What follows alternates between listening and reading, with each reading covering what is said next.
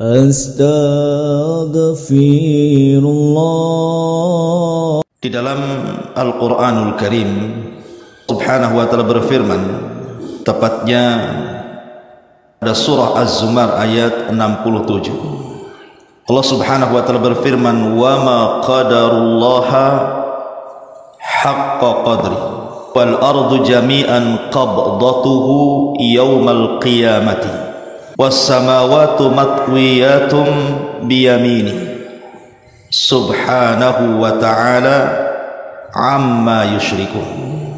Dan mereka benar-benar tidak mengagungkan Allah dengan pengagungan yang semestinya, padahal bumi seluruhnya berada dalam genggamannya pada hari kiamat, dan langit digulung dengan tangan kanannya.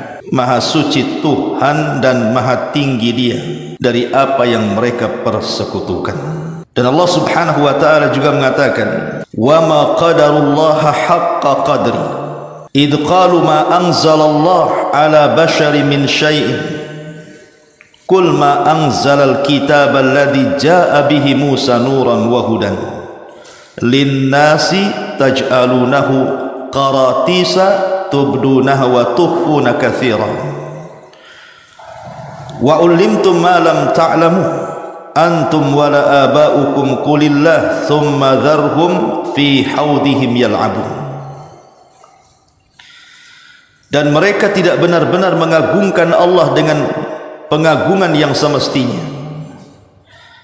dikala mereka berkata Allah tidak menurunkan satu apapun kepada manusia. Katakanlah wahai Muhammad, siapa yang menurunkan kitab yang dibawa oleh Musa sebagai cahaya dan petunjuk bagi manusia? Kalian jadikan kitab itu sebagai lembaran yang bercerai-berai. Kalian tampakkan sebagian dan kalian sembunyikan sebagian yang lainnya, padahal telah diajarkan kepada kalian apa-apa yang tidak diketahui oleh kalian serta nenek moyang kalian. Katakanlah Allah Subhanahu wa ta'ala, lalu biarkanlah mereka bermain-main dalam kesesatan mereka. Ma'asyiral muslimat yang dimuliakan Allah Subhanahu wa ta'ala, ayat ini ada asbab nuzulnya. Diriwayatkan dari Abdullah ibn Mas'ud radhiyallahu an, jadi ada seorang pendeta Yahudi itu datang kepada Nabi sallallahu alaihi wasallam kemudian berkata, ya Muhammad, inna najidu anna Allah yaj'alus samawati ala isba' wal aradina ala isba' wasyajara ala isba' wal ma' ala isba' wathara ala isba' wasairal khalqi ala isba' fayaqulu ana al-maliku fadhahika an-nabiy sallallahu alaihi wasallam hatta badat nawajiduhu tasdiqan liqaulil habri thumma qara'a wa ma qadarullaha haqqa qadri wal ardu jami'an qabdatuhu yaumal qiyamah. Orang Yahudi itu atau pendeta Yahudi ini berkata kepada Nabi SAW, wahai Muhammad, sesungguhnya kami dapati dalam kitab suci kami bahwa Allah akan meletakkan langit di atas satu jarinya, pohon-pohon di atas satu jarinya, air di atas satu jarinya, tanah di atas satu jarinya, bahkan seluruh makhluk di atas satu jarinya. Kemudian Allah berfirman, akulah raja kalian. Maka Nabi SAW tertawa sampai nampak gigi geraham beliau karena membenarkan ucapan pendeta Yahudi itu. Kemudian beliau membacakan firman Allah Azza wa Jal, dan mereka tidak mengagungkan Allah dengan pengagungan yang semestinya, padahal bumi dan seluruhnya berada pada genggamannya pada hari kiamat. Ma'asyiral muslimat yang dimuliakan Allah Subhanahu wa ta'ala, perhatikan dalil-dalil yang saya baca tadi. Allah Subhanahu wa ta'ala berfirman di dalam Al-Quran surah Az-Zumar tadi, bahwa kebanyakan manusia itu tidak mengagungkan Allah dengan semestinya pengagungan yang diperintahkan Allah dan Rasulnya. Padahal dalam riwayat Ibnu Mas'ud radhiyallahu anhu sudah jelas bahwa alam semesta ini semua ada di genggaman Allah Subhanahu wa taala. Di mana langit berada di genggamannya, bumi di genggamannya, pohon di genggamannya, air di genggamannya. Bahkan seluruh makhluk yang Allah Subhanahu wa taala ciptakan semua ada di genggamannya. Kalau semua berada di genggaman Allah Subhanahu wa taala, betapa tinggi dan agungnya Allah Subhanahu wa taala. Semestinya kita sebagai makhluk ketika tahu keagungan Allah Subhanahu wa taala sedemikian luar biasa, harusnya kita lebih mengagungkan Allah Subhanahu wa taala. Bahkan pada hari kiamat, ketika Allah Subhanahu wa taala menghancurkan sehancur-hancurnya alam semesta, di mana tidak ada makhluk kecuali Allah binasakan. Tidak malaikatnya, tidak jinnya, tidak manusianya, semua Allah binasakan. Kemudian Allah Subhanahu wa taala berfirman dan mengatakan, Anal Malik, ainal muluk. Saya raja kalian, mana raja-raja dunia yang sombong itu? Tidak ada yang menjawab karena tidak ada makhluk. Tidak ada makhluk yang berakal yang hidup kala itu. Maka Allah Subhanahu wa taala jawab sendiri dan mengatakan, Lillahil wahidil qahhar, bahwa kekuasaan itu milik Zat yang Maha Esa dan Maha Perkasa. Kalau semua makhluk berada di genggaman Allah Subhanahu wa taala, Allah bisa kemudian menciptakan mereka dan Allah bisa membinasakan mereka semuanya.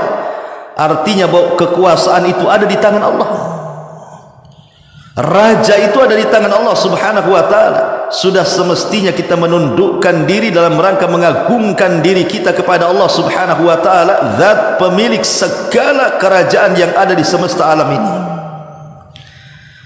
Wa ma qadarullaha haqqa qadrih, tapi mereka tidak mengagungkan Allah dengan pengagungan yang semestinya. Ma'asyiral muslimat yang dimuliakan Allah Subhanahu wa taala, bagaimana caranya supaya kita tahu keagungan Allah dan kita bisa mengagungkan Allah Subhanahu wa taala, dan siapa-siapa orang-orang yang dianggap tidak mengagungkan Allah itu? Inilah yang kita akan bahas sedikit. Ma'asyiral muslimat yang dimuliakan Allah Subhanahu wa taala, kita tahu bahwa cukuplah saya sebut 3 ciptaan Allah yang menunjukkan besarnya Allah di hadapan kita. Pertama, Allah Subhanahu wa taala menciptakan arsy dan juga kursinya. Tidak ada makhluk yang lebih besar melebihi arsyur Rahman, arsy-Nya Allah Subhanahu wa taala. Bahkan kalau seluruh makhluk di luar arsy, mencakup buminya, mencakup langitnya, mencakup galaksinya, mencakup juga kursinya, itu dibandingkan dengan arsy Allah Subhanahu wa taala ibarat cincin dilempar ke padang pasir. Cincin itulah, buminya di situ, langitnya di situ, galaksinya di situ, kursinya di situ, alam semestanya di situ. Sementara padang pasir itulah arsyur Rahman, arsy Allah Subhanahu wa taala. Kalau itu bandingannya, berarti yang menciptakannya Allahu Akbar, Allah lebih besar daripada arsy ciptaannya. Jangankan kita bicara arsy ya, coba kita naik pesawat Bu, dari Hang Nadim itu, kemudian pesawat ini naik ke langit, hanya beberapa kaki dari bumi saja di permukaan laut itu. Kemudian ibu menoleh dari jendela pesawat ke bumi itu. Jangan cerita orangnya, bandaranya saja sudah nggak kelihatan. Betapa kecilnya manusia nggak kelihatan. Di hadapan bumi yang terbentang luas ini saja, kita ini hanya setitik, mungkin tidak kelihatan titik itu. Berarti kita ini kecil. Itu bandingan kita dengan bumi saja. Kalau seandainya bumi ini dibandingkan dengan langit, maka itu sama dengan cincin dilempar ke padang pasir. Cincin itu buminya, langit itu padang pasirnya. Dan kalau seandainya kita gabungkan bumi dan langit itu dibandingkan dengan kursi Allah, maka itu sama dengan cincin dilempar ke padang pasir. Langit, bumi itu cincinnya, padang pasir seluas itu adalah kursinya. Dan kalau kita gabung dengan arsy Allah, maka juga sama bagi cincin dilempar ke padang pasir. Berarti yang menciptakannya akbar, jauh lebih besar dibandingkan makhluknya. Itulah keagungan Allah Azza wa Jalla. Kemudian yang kedua, Allah Subhanahu wa taala menciptakan langit dan bumi. Abdullah ibn Mas'ud radhiyallahu anhu sampai mengatakan, "Bainas sama'id dunya wallati taliha 500 amin wa baina kulli sama'in wa sama' 500 amin wa bainas sama'i sabi'ati wal kursi 500 amin wa bainal kursi wal ma' 500 amin wal arsyu fawqal ma' wallahu fawqal arsy la yakhfa alaihi syai'un min a'malikum." Kata Abdullah ibn Mas'ud radhiyallahu anhu, jarak langit dunia yang kita lihat itu dengan langit berikutnya, langit kedua, itu jaraknya 500 tahun perjalanan. Dan jarak antara langit kedua ke ketiga itu juga sama, 500 tahun perjalanan. Kemudian jarak dari langit ketiga ke empat juga 500 tahun perjalanan. Setiap satu langit ke langit berikutnya itu 500 tahun perjalanan. Kemudian antara langit ketujuh dengan kursi juga jaraknya 500 tahun perjalanan. Dan antara kursi ke air yang ada di atas sama 500 perjalanan. Dan arsy Allah itu di atas air, sementara Allah itu berada di atas arsy-Nya. Dan bagi Allah tidak ada yang tersembunyi dari amal kalian, walaupun terlapisi dari atas, dari mulai arsy-Nya, kursinya, langitnya, buminya, tidak ada yang tersembunyi bagi Allah apapun yang kita lakukan. Lihat bagaimana jarak langit dan bumi saja 500 tahun perjalanan. Allah bisa sanggup menciptakan alam semesta sedemikian rupa.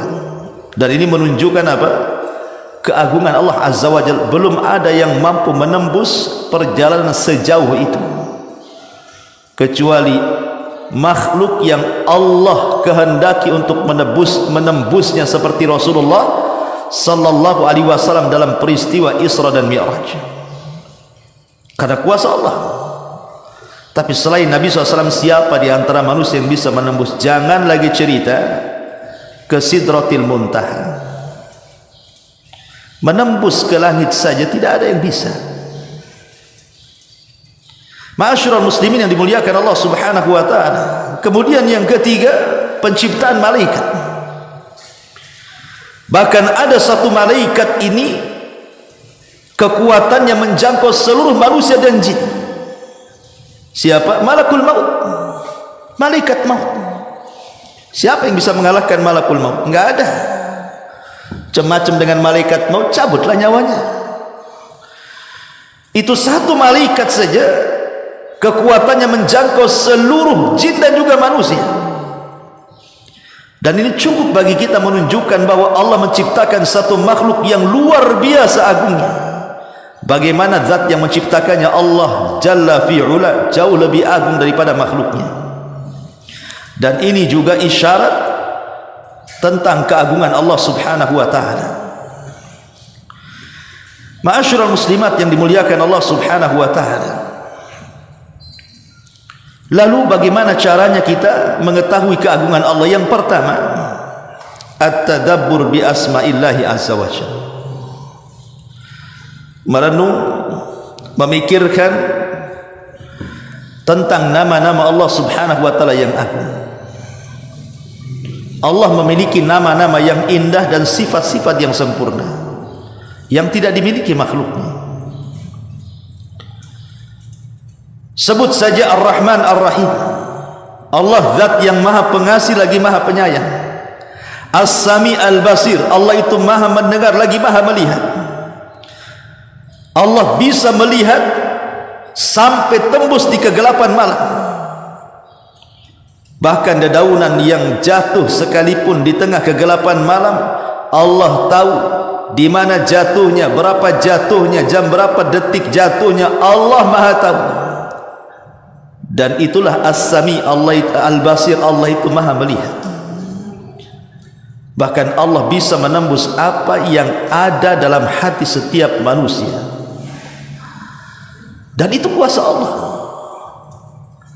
As-Sami, Allah maha mendengar. Mendengar segala sesuatu, bahkan ucapan yang belum diucapkan manusia, tahu Allah itu apa yang dia akan ucapkan itu. Bahkan di dasar lapisan bumi sekalipun kalau ada suara, Allah maha tahu. Dan itu keagungan Allah subhanahu wa ta'ala. Dengan merenungkan nama-nama Allah subhanahu wa ta'ala, makin yakin bahwa Allah subhanahu wa ta'ala itu zat yang maha agung. Lalu kenapa mereka tidak mengagungkan Allah dengan semestinya pengagungan?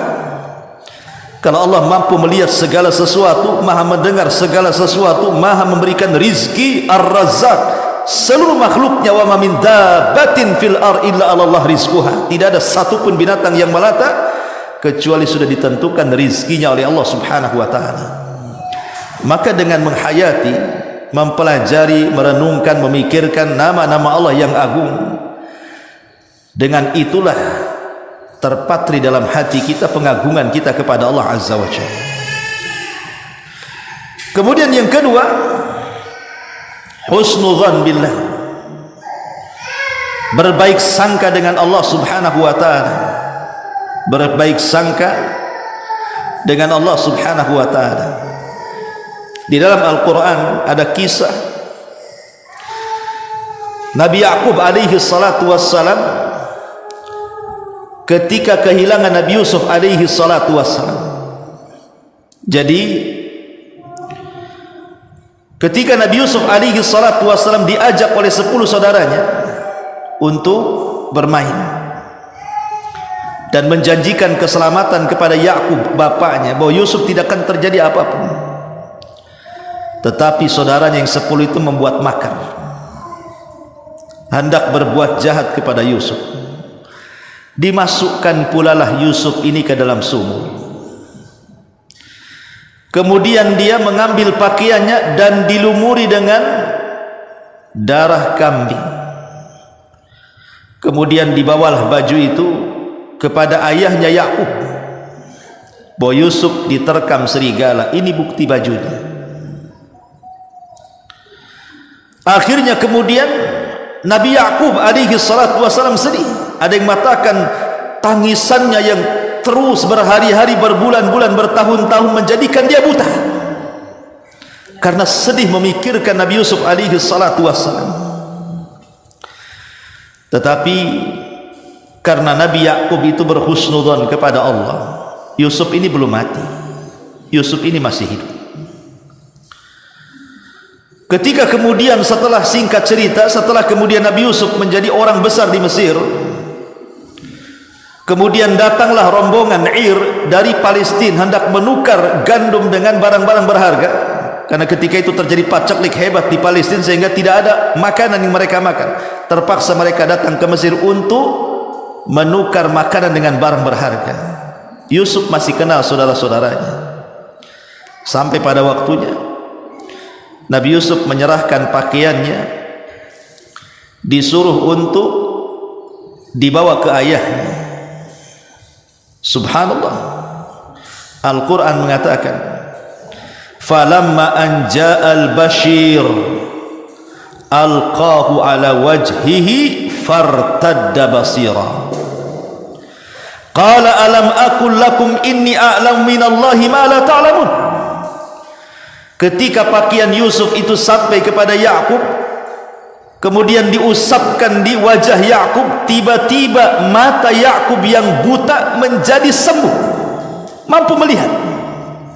Ya'qub sudah tidak buta lagi.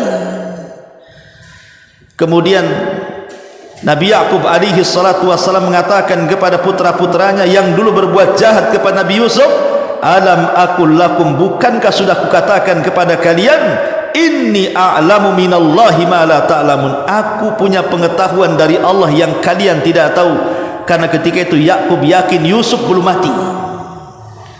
Tentu praduga Yusuf belum mati itu datang dari Allah Subhanahu wa ta'ala. Dengan yakinnya Ya'qub mengatakan Yusuf masih hidup, cari dia. Tentu keyakinan seperti itu, itulah yang disebut dengan husnudzan billah. Berhusnudzan kepada Allah Subhanahu wa ta'ala, berbaik sangka dengan Allah, karena itu bagian daripada pengagungan kita kepada Allah. Kita tidak boleh suudzon kepada Allah, itu bukan bagian daripada pengagungan. Berhusnudzon kepada Allah Azza wa Jalla. Kalau kita ditimpa musibah, ditimpa ujian dari Allah Subhanahu wa ta'ala, berhusnudzonlah kepada Allah. Boleh jadi Allah sedang menguji kita ini dalam rangka mengangkat derajat kita, dalam rangka menghapuskan dosa-dosa kita, dalam rangka menegur kita supaya kita jauh lebih baik lagi. Dan ingat, kita harus yakin bahwa tidaklah Allah menguji hambanya kecuali karena Allah sayang dengan hamba-hambanya. Itulah bentuk pengagungan kita kepada Allah. Tapi kalau kita suudzon dengan Allah, itu tidak mengagungkan Allah. Orang yang menjadikan musibah itu seolah-olah bagian daripada azab, itu tidak pernah mengagungkan Allah. Tidak ada husnudzon, berbaik sangka dengan Allah Azza wa Jalla. Ini yang kedua. Yang ketiga, at-tadhallul wala takabbur. At-tadhallul, merasa hina, dan jangan sombong di hadapan Allah Subhanahu wa ta'ala. Allah mengatakan dalam Al-Quran, wala tamshi fil ardi maraha innaka lan tahriqal arda walan tablughal jibala tula. Dan janganlah engkau berjalan di bumi ini dengan sombong, karena sesungguhnya engkau tidak akan dapat menembus bumi dan tidak pula mampu menjulang setinggi gunung. Jangan pernah sombong dengan Allah Azza wa Jalla. Siapa yang bisa menembus bumi? Yang Allah Subhanahu wa ta'ala ciptakan itu, tidak ada yang mampu menembus bumi. Dan tidak ada yang mampu menjulang setinggi gunung. Makhluk yang paling kuat di bumi ini gunung. Tidak ada yang mampu menjulang seperti gunung. Jangan sombong dengan Allah Azza wa Jalla, karena kesombongan itu adalah ridanya Allah, selendangnya Allah. Maka siapapun, wa man naza'ani, kata Allah dalam hadis qudsi, maka siapapun yang berusaha melakukan kesombongan, ingin menyamakan dirinya dengan Allah, adkhaltuhun nar, kata Allah, ku masukkan dia ke neraka. Ku pastikan orang sombong itu masuk neraka. Dan kelak pada hari kiamat Rasul katakan, yuhsyarunal mutakabbiruna ka'amsalidz dzar. Pada hari kiamat orang-orang yang sombong di dunia dikecilkan seperti semut pada hari kiamat. Sebagaimana menyombongkan di dunia, sekarang Allah kecilkan pada hari kiamat. Naudzubillah. Maka orang yang sombong itu tidak mengagungkan Allah, karena kesombongan itu hak mutlak milik Allah. Maka hendaklah kita menjadi orang fakir di hadapan Allah. Antumul fuqara ilallah. Kalian ini fakir, berhajat kepada Allah. Ngapain sombong dengan Allah Azza wa Jalla? Seperti apa kesombongan kepada Allah Azza wa Jalla? Seperti Firaun mengaku dirinya Tuhan. Ana rabbukumul a'la, saya Rabb kalian yang paling tinggi. Apa akibatnya? Fa aghraqnahu, kami tenggelamkan si Firaun itu karena sombong dia. Seperti Qarun yang sombong dengan kekayaannya dan mengatakan innama utituhu min ilmin indi, kekayaan itu datang dari kecerdasanku, bukan dari Allah. Allah katakan fa khasafna bihi wa bidarihi al-ardh, kami tenggelamkan si Qarun dan seluruh kekayaannya karena dia sombong dengan kekayaannya. Atau sombong dengan nasab dan hasabnya, merasa keturunannya orang hebat. Ingat hadis yang mengatakan bahwa ada orang yang berbangga dengan nasab, ketika wafat Allah masukkan ke neraka, karena nasab itu tidak bisa disombongkan. Maka faktor apapun sombong dengan harta, sombong dengan pangkat jabatan, sombong dengan nasab dan juga kebesaran keluarga. Orang ini tidak mengagungkan Allah. Maka rendahkan kita di hadapan Allah Azza wa Jalla, ataupun mungkin sombong di hadapan makhluk. Dan ini yang banyak di tengah-tengah manusia ini, sombong kepada makhluk yang lain. Ma'asyiral muslimat yang dimuliakan Allah Subhanahu wa taala. Kemudian yang nomor 4, at-ta'amul ma'a siyari salihin. Cobalah kita mengaca kepada sejarah-sejarah orang-orang saleh supaya kita bisa lebih mengagungkan Allah. Macam mana orang-orang soleh dulu itu mengagungkan Allah Azza wa Jalla. Contoh saja dalam Al-Quran, kisah Al-Imran, keluarga Imran. Imran ini salah satu pembesar yang sangat dimuliakan di tengah-tengah Baitul Maqdis oleh seluruh ulama dan ubat di saat itu.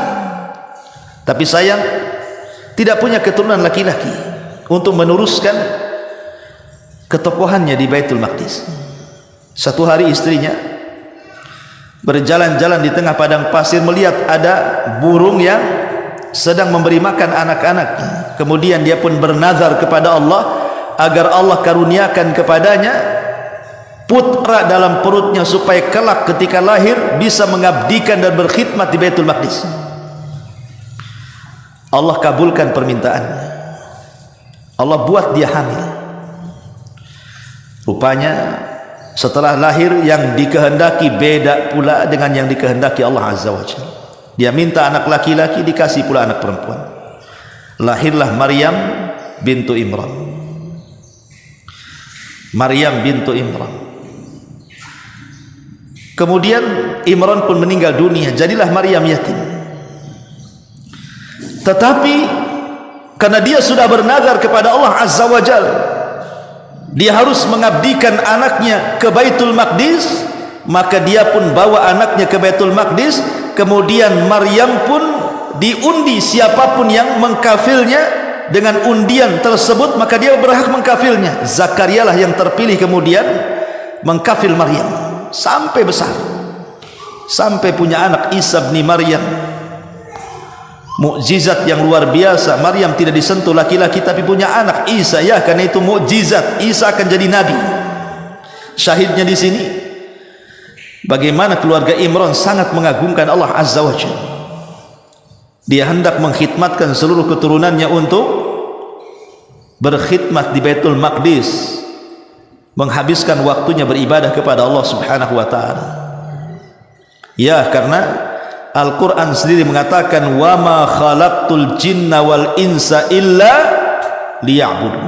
Tidaklah aku ciptakan jin dan manusia kecuali aku suruh mereka untuk beribadah. Jadi dengan melihat orang-orang saleh, baik yang diceritakan dalam Al-Quran atau yang diceritakan dalam hadis-hadis Nabi SAW ataupun sirah para sahabat, para tabi'in, para tabi'in, bagaimana kehidupan mereka itu, waktu, tenaga, biaya, sampai nyawa mereka taruhkan hanya untuk beribadah kepada Allah. Itu bentuk pengagungan mereka kepada Allah. Tiru mereka supaya kita lebih bisa mengagungkan Allah Subhanahu wa taala. Ma'asyiral muslimat yang dimuliakan Allah Subhanahu wa taala, termasuk juga di antara bentuk pengagungan kita kepada Allah Subhanahu wa taala adalah an-nadharu ilal kaun. Cobalah lihat alam di sekeliling kita itu, semua bisa jadi pelajaran, bisa menambah iman dan takwa. Lihat ciptaan-ciptaan Allah itu. Lihat ke langit saat di malam hari, di mana langit bertabur bintang. Indahnya langit dengan bertabur bintang. Siapa yang mengindahkan langit itu? Mungkinkah manusia meletakkan lampu-lampu di atas langit? Mustahil. Bintang itu ciptaan Allah. Kita pandang lautan yang terbentang seolah-olah tidak ada tepinya. Kalau kita memandang nun jauh di sana di lautan itu, seolah-olah tidak bertepi lautan itu. Bagaimana Allah Subhanahu wa taala menciptakan lautan sedemikian rupa? Terkadang ada air lautan itu separuh tawar separuh asin. Terkadang air lautan itu, kalau kita menembus ke dalam air lautan, berbagai macam ikan-ikan, bentuk ikan, warna ikan, rasa ikan, macam-macam. Siapa yang memberi warna ikan sebanyak itu?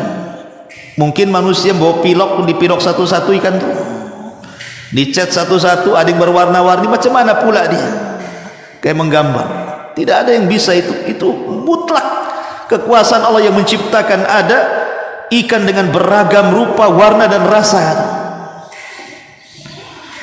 Kalau kita lihat ke hutan-hutan, banyak pepohonan, ada yang besar, ada yang kecil, kemudian berbagai macam buah-buahan yang beraneka ragam bentuk, beraneka ragam rasa, ada yang manis, kecut, asin, nyampur, nano-nano dan begitu seterusnya. Siapalah yang membuat rasa-rasa itu? Bahkan kalau kita melihat diri kita sendiri, kata Allah, wa fi anfusikum afala tubsirun. Dalam diri kalian itu tidakkah kau lihat kekuasaan Allah di situ? Lihat badan kita, Bu. Allah sudah letakkan mata ya di situ, hidung di situ, lisan di situ. Kemudian Allah buat tangan ya di situ, kaki di situ. Kemudian dua tangan tidak ada yang beda, dua kaki tidak ada yang beda, termasuk dua telinga pendengaran yang sama. Subhanallah, laqad khalaqnal insana fi ahsani taqwim. Bahkan manusia diberikan oksigen majanan, gratis oksigen itu. Kita tinggal hirup saja. Coba lihat ke rumah sakit tuh yang kekurangan nafas tuh, sampai harus beli oksigen beratus-ratus juta. Allah berikan free. Kuasa siapa ini? Allah kan bisa saja menghentikan angin sehingga orang tidak bisa bernafas. Dan ini kuasa Allah Subhanahu wa ta'ala. Maka dengan banyak memandang alam semesta, lautannya, langitnya, gunungnya, hutannya, bahkan pada diri kita itu akan bisa lebih mengagungkan Allah Subhanahu wa ta'ala. Termasuk juga rububiyatullahi azza wa jalla. Kalau kita ini meyakini bahwa di sana ada zat yang menciptakan kita, di sana ada zat yang mengatur kita, di sana ada zat yang menguasai kita, menciptakan, mengatur dan menguasai, memberikan rizki, menghidupkan dan mematikan, dan segala sesuatu yang berkaitan dengan kita manusia, menunjukkan bahwa di sana ada Tuhan yang harus kita sembah. Karena secara logika, kalau Allah Subhanahu wa ta'ala menciptakan kita, Dia pula yang mengatur kita, Dia pula yang menguasai kita, Dia pula yang memberikan rezeki kepada kita, Dia pula yang memberikan kehidupan dan kematian kepada kita, maka Allah dengan rububiyahnya sudah berhak untuk disembah. Karena kita tidak boleh menyembah zat yang tidak bisa menciptakan. Kita tidak boleh menyembah zat yang tidak bisa mengatur dan menguasai, menghidupkan dan matikan. Macam mana kita menyembah zat yang lemah? Kita menyembah zat kuat. Maka dalam bentuk pengagungan kita kepada Allah adalah dengan merenungkan rububiyah Allah yang sampai kepada uluhiyahnya. Barulah itu mengagungkan Allah Subhanahu wa ta'ala. Burung hudhud di zaman Nabi Allah Sulaiman, ketika Sulaiman berkata, di mana si hudhud itu? Kok nggak ada dalam barisan? Cari si hudhud. Kalau tidak kutemui dengan segera, kubunuh dia, atau kuazab dia, atau dia mendatangkan alasan yang jelas. Datang hudhud. Kemudian menceritakan bahwa aku punya ilmu yang kau tidak punya, wahai Sulaiman. Aku baru saja terbang dari Palestina ke Yaman. Aku melihat ada kerajaan, pemimpinnya perempuan. Wajadtuha wa qaumaha yasjuduna lisyamsi min dunillah. Aku dapati rajanya, ratunya dan juga kaumnya, mereka sujud kepada matahari selain daripada Allah Azza wa Jalla. Subhanallah, burung hudhud benci dengan kesyirikan. Itu seekor burung. Akhirnya kemudian Nabi Sulaiman mengirimkan surat kepada hudhud yang berakhir mengancam kalau mereka tidak masuk ke agama Sulaiman, tauhid, maka akan diserang. Di ujung kisah, Balqis pun datang kepada Sulaiman, kemudian masuk dalam Islam.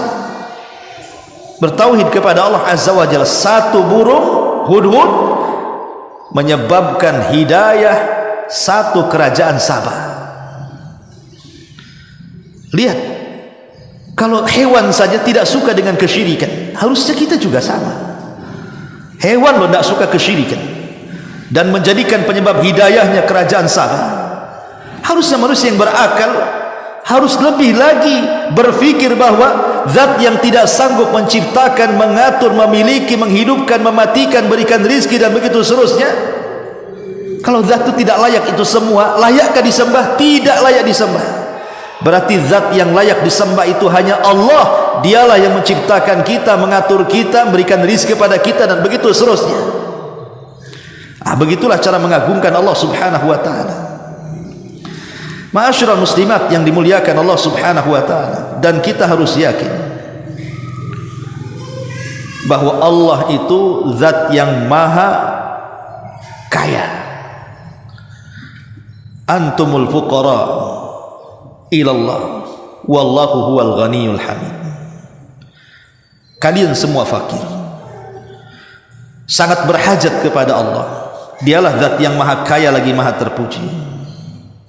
Ya ibadi, innakum lam tablughu dzurri fatadurruni walan tablughu naf'i fatanfa'uni. Wahai hambaku, kalian tidak akan mungkin menyakitiku, tidak mungkin memberikan manfaat kepadaku dengan madarat yang kalian lakukan atau manfaat yang kalian berikan. Ya ibadi, law anna awwalakum wa akhirakum wa insakum wa jinnakum kanu ala atqa qalbi rajulin wahidin minkum ma zada dzalika fi mulki syai'an. Hei hamba-hambaku, kalau seandainya orang yang awal kalian dan yang akhir kalian, manusia kalian dan jin kalian berada di satu hati, itu tidak menambah kekuasaanku sedikit pun. Ya ibadi, law anna awwalakum wa akhirakum wa insakum wa jinnakum kanu ala afjari qalbi rajulin wahid ma naqasa dzalika min mulki syai'an. Wahai hambaku, kalaulah seandainya orang yang awal-awal kalian, yang akhir kalian, manusia kalian, jin kalian jadi satu hati, menjadi seluruh manusia hatinya semua buruk, tidak ada yang baik, itu tidak mengurangi kekuasaanku, kata Allah. Jadi kalau seandainya satu dunia baik, satu dunia beriman, satu dunia masuk Islam, tidak menambah kekuasaan. Kalaupun satu dunia fajir, fasik, kafir, musyrik sekalipun, tidak mengurangi kekuasaan Allah, tidak mengurangi kekuasaan Allah. Bahkan ya ibadi, law anna awwalakum wa akhirakum wa insakum wa jinnakum qamu fi sa'idin wahid fasa'aluni fa'ataitu kulla insanin mas'alatahu ma naqasa dzalika mimma indi illa kama yanqus al-mihyatu idza udkhilal bahra. Wahai hamba-hambaku, kata Allah, seandainya orang yang awal kalian dan akhir kalian, manusianya atau jinnya, mereka berkumpul di satu tanah lapang, semuanya meminta kepadaku, baik mintanya banyak atau sedikit, kemudian aku kasihlah permintaan setiap orang dan jin yang minta kepadaku, itu tidak berkurang sedikit pun kekayaanku, melainkan seperti jarum diletakkan di lautan kemudian diangkat, kemudian ada tetesan terakhir di ujung jarum, itulah yang diberikan kepada seluruh manusia yang awal dan akhir, seluruh jin yang awal dan akhir. Sementara lautan itu adalah kekayaan Allah yang tidak bertepi, kaya raya Allah itu. Lalu apa yang disombongkan? Lalu apa yang kita ini kecilkan dari Allah Azza wa Jalla? Kita tidak boleh mengecilkan Allah. Yang sekarang diperbutkan manusia dari pangkat, jabatan, kekayaan itu hanya satu tetes di ujung jari saja, sementara kekayaan Allah terbentang luas bak lautan. Itulah keagungan Allah Azza wa Jalla. Kita ini fakir, kita ini miskin, Allah lah zat yang maha kaya.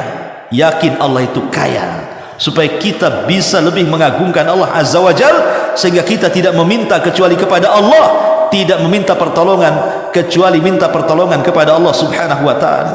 Dan perlu diingat bahwa tidak ada satupun makhluk kecuali berada dalam pantauan Allah Subhanahu wa taala. Tidak ada satu makhluk kecuali berada dalam pantauan Allah. Selama dia hidup, maka dia dalam pantauan Allah. Kemanapun Allah tahu. Tidak ada yang bisa bersembunyi dari Allah Subhanahu wa taala. Lalu kalau tidak ada yang bisa bersembunyi dari Allah Subhanahu wa taala, sehebat apapun manusia menyembunyikan kejahatan dan keburukannya, Allah tahu. Dan kalau itu kita yakini bahwa tidak ada yang tersembunyi bagi Allah, nampaklah keagungan Allah Azza wa Jalla, sehingga kita lebih mengagungkan Allah, sehingga kita tidak mungkin melakukan keburukan, karena kita senantiasa dipantau oleh Allah Subhanahu wa taala. Tanamkan sifat muraqabah, itu bentuk kita mengagungkan Allah Azza wa Jalla, bahwa kita merasa diawasi Allah, karena tidak ada satupun makhluk kecuali ada dalam pengawasan Allah Subhanahu wa taala. Ma'asyiral muslimin yang dimuliakan Allah Azza wa Jalla, dan di antara keagungan Allah pun, Allah tidak mungkin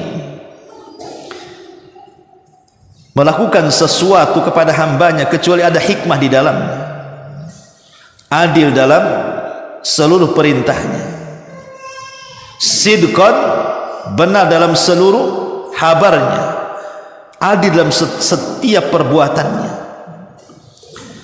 Allah tidak pernah mendolimi hamba-hambanya. Hamba-hamba itulah yang mendolimi diri mereka dan Allah Subhanahu wa taala. Allah itu maha adil, dan itu bentuk keagungan Allah Subhanahu wa taala. Allah tidak pernah mendolimi hamba-hambanya.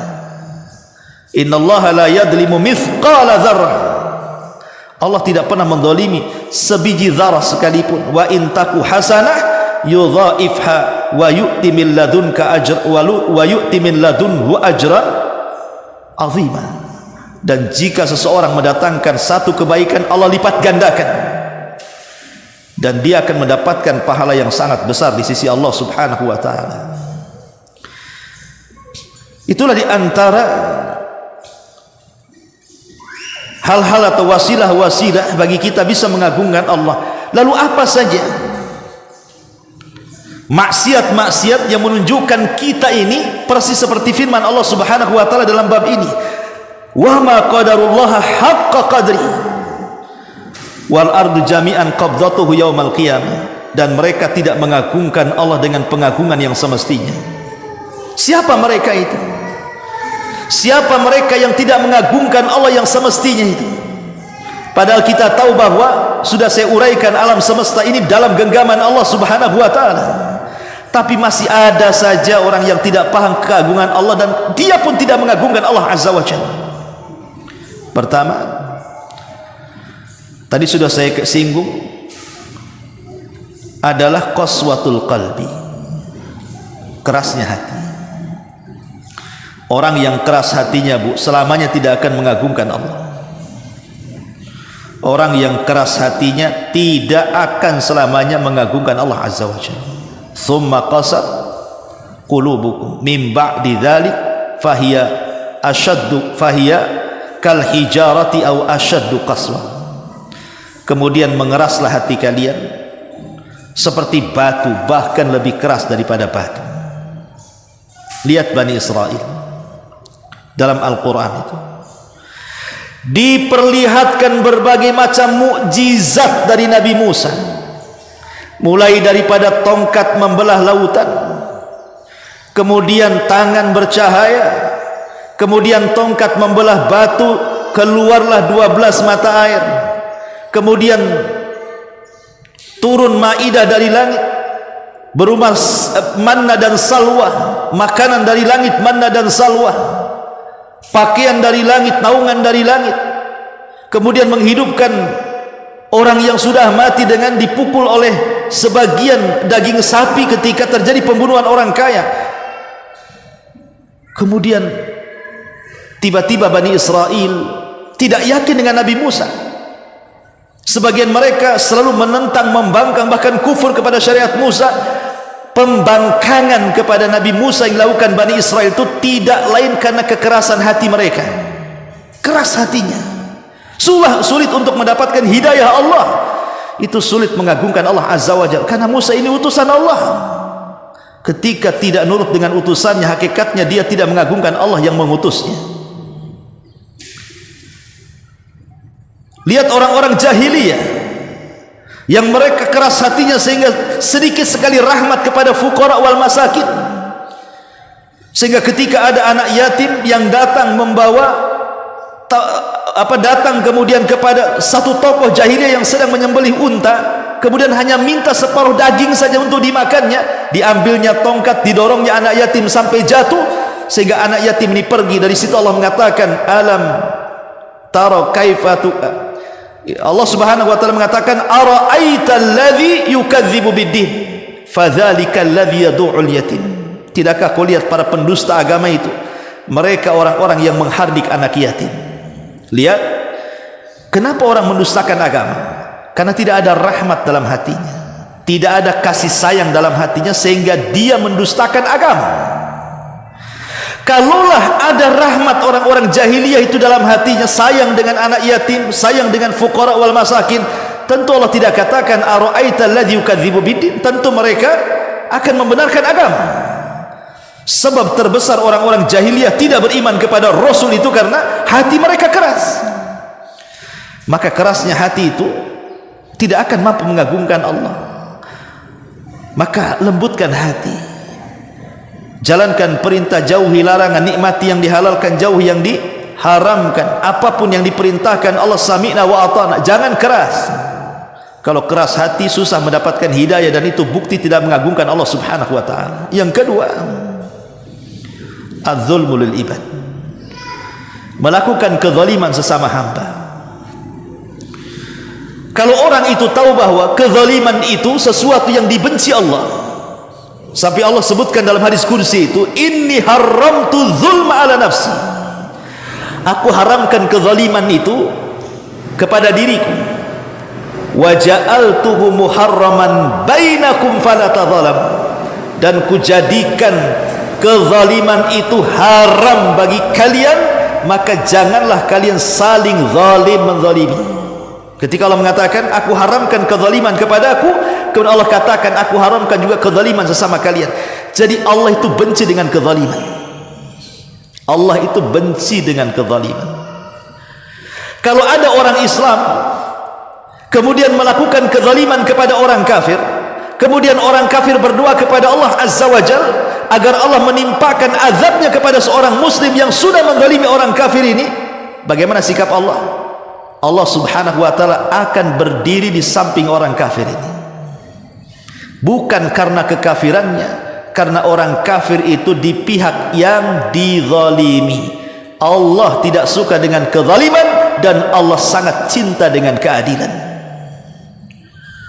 Lah ketika kita melakukan kezaliman kepada sesama hamba, berarti kita tidak mengagungkan Allah. Bukankah Allah yang mengharamkan kezaliman kepada dirinya, setelah itu Allah haramkan kezaliman sesama hamba, kita pula berbuat zalim. Itu sama dengan tidak mengagungkan Allah Azza wa Jalla. Maka jangan melakukan kezaliman, menggibah saudaranya, menghina saudaranya, merendahkan saudaranya, mengadu domba saudaranya, mengambil hak saudaranya, menyakiti dengan lisan, dengan perbuatan saudaranya, menumpahkan darah, dan begitu seterusnya. Banyak kezaliman. Orang yang melakukan kezaliman itu tidak mengagungkan Allah Azza wa Jalla. Ini yang kedua. Yang ketiga tadi saya sudah katakan, at-takabbur alal khalqi, sombong di hadapan makhluk-makhluk yang lainnya. Sombong dengan hartanya, karena dia merasa berharta, sombong dia busungkan dadanya kepada orang-orang miskin, seolah-olah harta milik dia saja. Sombong dengan pangkat dan jabatannya, seolah tidak akan turun dari pangkat dan jabatan, seolah-olah pangkat jabatan milik dia yang akan mengekalkan dia. Tidak, walaupun jabatan tidak menurunkannya, tapi dia yang akan meninggalkan jabatan dengan kematiannya. Lalu apa yang disombongkan? Imma dia turun dari jabatannya, atau dia sendiri yang meninggalkan jabatannya dengan kematiannya. Apa yang disombongkan dari jabatan? Sombong dengan fisik, penampilan, kecantikan, ketampanan, kemolekan. Ada waktunya orang akan jadi jelek, ada waktunya orang itu tidak akan bagus lagi, ada waktunya badan ini melemah, badan ini menua, kulit ini keriput, bahkan boleh jadi stroke, terbaring, hanya meninggalkan cerita bahwa aku pernah ini, pernah itu, pernah ini, pernah itu, tahun sekian-sekian, aku ini bintangnya, aku ini bulannya. Sekarang sudah tua, siapa yang melamar ibu lagi? Nggak ada. Ma'asyiral muslimat yang dimuliakan Allah Azza wa Jalla, sehingga tidak perlu disombongkan. Lihat akhir kesudahan orang-orang yang sombong dalam Quran itu, sudahlah habis mereka. Kaum Ad yang sombong Allah binasakan, kaum Tsamud yang sombong Allah binasakan, Fir'aun, Qarun yang sombong Allah binasakan. Tidak ada cerita kesombongan kecuali berakhir dengan kebinasaan. Ini yang kedua. Yang ketiga, yang keempat, al-bu'du an qiyamil lail, menjauh dari qiyamul lail. Qiyamul lail ini bukan hanya sekedar tahajud, Bu. Qiyamul lail ini menghabiskan malam untuk ibadah. Ibu bangun hanya berzikir kepada Allah. Umpamanya ibu bangun kan, apa doanya, Bu? Alhamdulillahilladzi ahyana ba'da ma amatana wa ilaihin nusyur. Cukup ngomong gitu saja ibu sudah qiyamul lail tuh. Kalau ibu berdoa itu sudah qiyamul lail. Kemudian berwudu itu juga qiyamul lail. Kemudian qiraatul Quran itu juga qiyamul lail. Termasuk tahajud juga qiyamul lail. Kenapa orang-orang yang tidak pernah qiyamul lail, mungkin dia tidak sholat, tidak apa-apalah mungkin, tapi jangan lupa baca Quran. Mungkin dia tidak baca Quran, jangan lupalah berwudu. Mungkin dia tidak berwudu, masa berzikir tidak bisa, masa berdoa tidak bisa. Ingat, di sepertiga malam akhir itu setiap hari Allah turun ke bumi. Kemudian Allah menawarkan kekuasaannya dan mengatakan, man yad'uni fa astajibalah, wa man yastaghfiruni fa aghfiralah, wa man yas'aluni fa'utiya. Siapa yang berdoa aku kabulkan, siapa yang minta ampun aku ampuni, siapa yang meminta aku berikan seluruh permintaannya. Allah turun ke langit dunia, malaikat turun menyaksikannya. Kalau saya boleh analogikan, Bu, kalau saya katakan, Bu, besok sepertiga malam tolong ke bandara, jemput Pak Wali Kota mau datang, kira-kira ibu datang nggak? Pasti datang, apalagi ibu ajudannya, bisa dipecat tuh kalau tak datang tuh. Oh, kadang-kadang pesawat jam 2, Bu, jam 11 ibu sudah nongkrong di bandara. Tahu didelay sampai subuh, kapok lah, 4 jam menunggu dia. Tapi tetap ditunggu kan, Bu.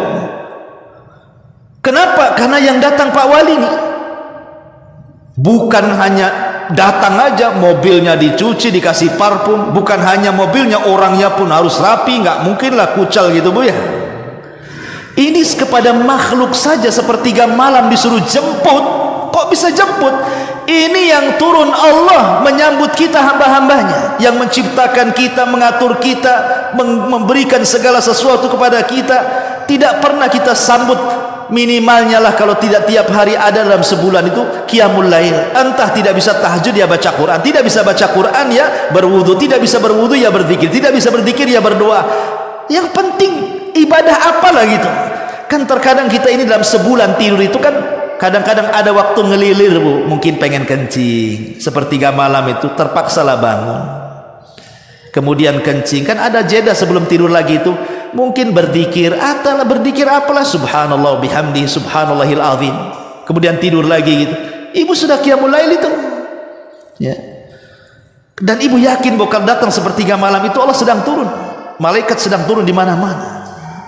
Itu bentuk pengagungan Allah Subhanahu wa taala. Termasuk juga mujaharatu bil ma'asi. Orang yang tidak mengagungkan Allah adalah orang yang terang-terangan melakukan dosa. Orang yang terang-terangan melakukan dosa itu tidak mengagungkan Allah sama sekali. Salah satu nama Allah itu Sittir. Allah itu Sittir, Maha Sittir, itu maha menutup aib kita. Allah itu sayang dengan hambanya. Kalau kita berbuat dosa kemudian kita bertobat, Allah kasih 2. 1, Allah ampuni dosa kita. 2, Allah tutup aib kita. Kurang apa tuh? Tapi manusia, Bu, saya ini buat salah sama ibu, kemudian saya datang, Bu, saya minta maaf, Bu, saya salah. Mungkin ibu bisa secara zahir lisan mengatakan, ya sudahlah Ustaz, saya maafkan. Paling itu saja. Di belakangnya diceritakan sama orang, nggak ditutup aibnya kan, Bu. Ceritakan sama orang lain, kemarin tuh Abu Mairo datang minta maaf sama saya, terus gimana? Ya saya maafkan. Sebenarnya saya tidak mau maafkan sih. Akhirnya diceritakan sama orang tuh, Bu. Kita ini tidak bisa melindungi aib orang, tapi Allah itu bukan hanya sekedar mengampuni dosa, ditutup lagi aib kita ini. Luar biasa. Dan kalau Allah sudah mengampuni dosa kita, Allah hapus bekas-bekas dosa yang lainnya. Luar biasa. Tidak akan tersisa bekas-bekas dosa yang lain. Kalau Allah sudah ampuni, semuanya Allah ampuni. Allah tidak akan memandang lagi apa yang dia lakukan sebelumnya. Beda dengan kita. Khusus masalah ini saya ampuni, yang lain enggak ya? Nah, enggak bisa kayak gitu. Itu makhluk. Ya. Lihat bagaimana Allah sudah menutup dosa kita di siang hari, Allah tutup di malam hari. Kita melakukan dosa di malam hari, Allah tutup di siang hari. Tapi ada orang-orang yang mereka itu tidak menutup maksiatnya, malah terang-terangan lagi maksiatnya. Makanya kenapa Rasul mengatakan setiap umatku dimaafkan kecuali orang yang menceritakan dosanya sendiri. Na'udzubillah. Maka orang yang mujaharah bil ma'asi, terang-terangan dengan maksiat, orang yang tidak mengagungkan Allah sama sekali. Termasuk at-takasul minat taubah, malas untuk bertobat. Malas untuk bertobat itu tidak mengagungkan Allah Azza wa Jalla. Artinya dia sengaja bermaksiat kepada Allah terus-terusan kan? Dia tahu yang dilakukan itu salah. Dia tahu yang dilakukan itu sesuatu yang berdosa, bermaksiat, penuh dengan bahaya dan begitu seterusnya. Tapi juga tidak kunjung bertobat. Malas untuk bertobat. Kalau ditanya kapan lu tobat? Tunggu nanti. Lagunya cuma dua, tunggu nanti saja. Kalau ingin bertobat, segera bertobat. Jangan ditunda-tunda. Karena kalau ditunda-tunda, siapa yang tahu kehidupan kita? Kita niatnya 10 hari mau taubat, besok dah mati pula. Siapa yang tahu kematian kita? Maka orang yang tidak mengagungkan Allah, salah satunya at-takasul minat taubah, malas bertobat kepada Allah Azza wa Jalla. Termasuk juga orang yang tidak mengagungkan Allah adalah al-qunut min rawahillah, putus asa dari rahmat Allah Azza wa Jalla. Itu tidak mengagungkan Allah tuh. Ada orang yang kemudian kurang ekonominya, sehingga dia pusing dengan masa depannya, masa depan dirinya, masa depan keluarganya, masa depan anak-anaknya. Putus asa akhirnya. Allah disalahkan. Sebagian mereka bunuh diri gara-gara ekonomi. Sebagian mereka bunuh diri gara-gara ekonomi. Putus asa. Atau orang yang banyak melakukan dosa, kemudian adalah secercah hidayah sehingga dia bertobat, ingin bertobat kepada Allah Azza wa Jalla, karena terpikir dosanya banyak, kemudian suudzon kepada Allah, jangan-jangan Allah enggak mengampuni saya katanya. Putus asa dari rahmat Allah Azza wa Jalla. Enggak boleh. Itu tidak mengagungkan Allah Subhanahu wa taala. Dosa sebesar apapun, kalau kita datang kepada Allah tidak menyekutukan Allah, masih Allah kasih waktu untuk bertobat dan Allah terima tobatnya. Maka putus asa itu bagian daripada tidak mengagungkan Allah Subhanahu wa taala. Dan yang paling besar dari tidak mengagungkan Allah dari dosa adalah melakukan kesyirikan, meminta kepada selain Allah, padahal Allah yang memberi tapi mintanya kepada orang lain, kepada makhluk yang lain, kepada berhala. Allah yang menciptakan kita, Allah yang mengatur kita, Allah yang rizki kita, tapi mintanya kepada zat selain Allah Azza wa Jalla. Kan kurang ajar itu, tidak mengagungkan Allah namanya. Allah lah yang menciptakan kita, Allah yang ngasih rizki di rahim ibu kita sampai 9 bulan, kemudian berojol ke bumi, Allah kasih rizki dia, kemudian setelah besar Allah kasih pengetahuan sehingga sebagian mereka jadi dokter, insinyur, pilot, macam-macam, orang cerdas, penemu, orang cerdik, pandai. Bersyukurnya kepada selain Allah, ini tidak mengagungkan Allah namanya. Maka syirik itu adalah sebesar-besarnya sebab orang tidak mengagungkan kepada Allah Azza wa Jalla. Maka bahaya. Ma'asyiral muslimat yang dimuliakan Allah Azza wa Jalla. Maka dalam ayat ini ada satu pelajaran besar bagi kita, bahwa Allah itu zat yang maha besar. Agungkan Allah. Kita ini zat yang maha kecil, kecilkan kita di hadapan Allah Azza wa Jalla. Jangan sombong, jangan merasa besar, karena Allah itu wahidil qahar, zat yang maha esa dan maha perkasa. Bisa saja Allah sekonyong-konyong mengirim azabnya kepada kita. Sudah banyak bukti kalau Allah sudah marah, gunung bisa hancur, lautan bisa meluap, bumi bisa digoncangkan, langit bisa digerhanakan, manusia bisa dibinasakan. Itu kalau Allah marah tuh, segala sesuatu bisa terjadi. Oleh karena itulah maka agungkan Allah Subhanahu wa taala. Inilah cara bagaimana cara mengagungkan Allah Subhanahu wa taala. Wallahu a'lam bishawab.